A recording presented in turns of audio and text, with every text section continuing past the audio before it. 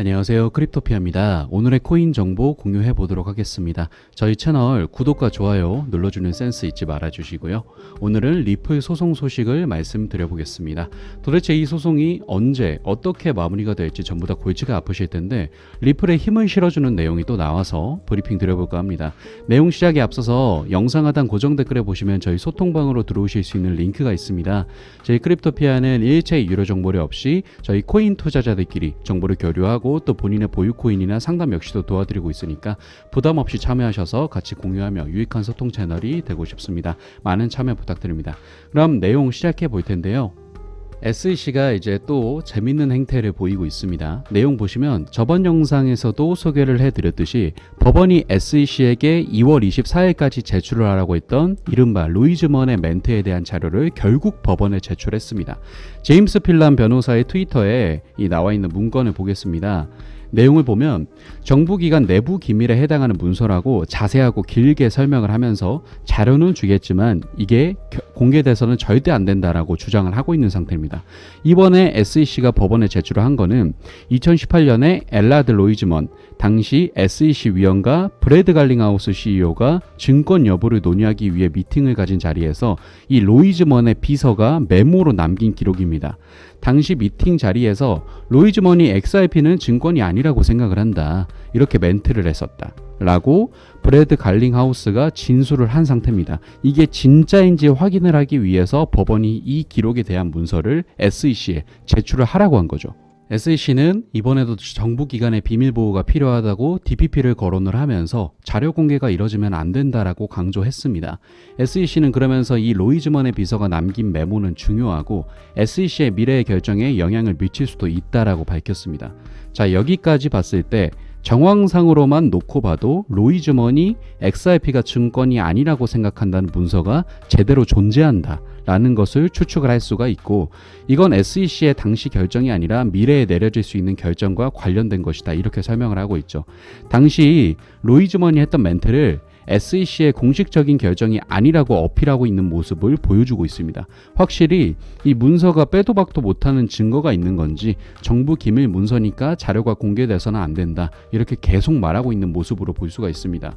SEC는 굉장히 장황하게 이 리플 측의 주장에 따라서 이 문서가 공개돼서는 안 된다, DPP에 어긋난다, 이런 식으로 보이시는 이 페이지 4개에 걸쳐서 서술을 하고 있고, SEC는 이 문건이 DPP의 보호를 받는다라는 점과 법원은 이걸 공개하는 것을 명령해서는 안 된다라고 생각한다, 이렇게까지 말을 하면서 아주 필사적으로 내용 공개를 지키는 모습입니다.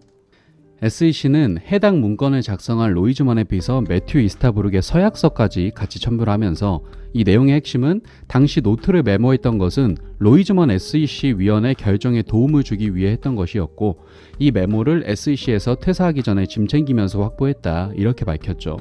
정리를 하면 로이즈먼의 멘트를 담은 메모가 법원에 결국 제출이 됐지만 SEC는 DPP를 계속 언급을 하면서 이 문서가 공개되는 것은 절대 안 된다 하고 보호하고 있는 상황이고, 남아있는 것은 법원의 판결뿐입니다. 이 문건이 중요한 이유는 공정한 고지와 관련해서 SEC가 절차적인 의무를 제대로 진행을 하지 않았다는 점을 확실하게 보여주기 때문입니다. SEC는 리플에게 소송을 내기 전에 XRP가 증권이라는 점에 대해서 미리 고지해서 리플이 법을 어긴다라는 점을 사전에 고지를 했었어야 되는데, 오히려 이 SEC의 위원조차도 XRP가 증권이 아닌 것으로 보인다고 발언을 했기 때문에 소송 자체가 절차적인 문제에서 뒤틀려 버린 것을 입증할 이 문서가 되는 거죠. 그래서 이 소송 자체가 무효화, 즉 기각돼 버릴 수도 있는 가능성까지도 거론되고 있는 상태이기 때문에 굉장히 중요한 사안이라고 볼 수가 있죠. 확실히 SEC도 많이 겁을 먹은 상태로 보이고 2월 28일 디스커버리도 마지막을 앞두고 있기 때문에 법원이 어떤 판결을 내릴지가 정말 궁금해지고 있습니다. 거기에 이제 다음 기사를 보면 법원이 SEC의 두 번째 추가 변론 의견서 제출 요청을 기각해버렸다고 나와 있습니다. 이번 요청의 거절은 토레스 판사가 소송을 지연시키려는 SEC의 반복되는 주장과 통지에 지쳤음을 암시하고 있다고 나와 있죠. 여기에 신청서에 날짜와 서명을 기재하지 않은 부분이 SEC가 소송을 지연시키려고 이용하는 전략에 불과하다는 점을 부각시켰다고 분석을 하면서 리플을 대변하는 변호사 존 디튼이 트위터를 통해서 SEC는 리플의 CEO가 사전에 이미 XRP가 증권일 수 있다는 점을 인식하고 있었다거나 몰랐지만 모모했다는 점을 증명할 수 있는 방법이 없다 라고 하면서 이 소송에서 리플이 승소할 것이라고 말을 하고 있죠. 최근에는 사실 이제 전쟁 리스크도 계속되고 있고 시장이 상승 하락을 반복하고 있는 상태의 불안정한 시장 정세라고 볼 수가 있습니다.